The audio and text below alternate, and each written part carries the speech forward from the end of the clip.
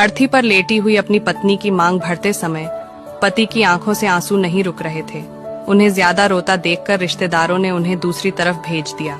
दोनों एक दूसरे से बहुत प्यार करते थे। पति अपनी पत्नी के बिना एक पल भी नहीं रह पाता था।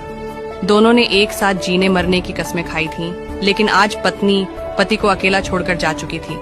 अब सभी पत्नी का शव श्मशान घाट लेकर जा रहे थे और जाते जाते पति अपनी पत्नी के साथ बिताए पलों को याद करके खूब रो रहा था और ये सोचने लगा कि मेरी पत्नी मेरे कदम से कदम मिलाकर साथ चलती थी और आज वह मुझे अकेला छोड़कर कैसे चली गई। उसके बिना मैं अकेला कैसे रहूंगा, पति पत्नी से कहता है।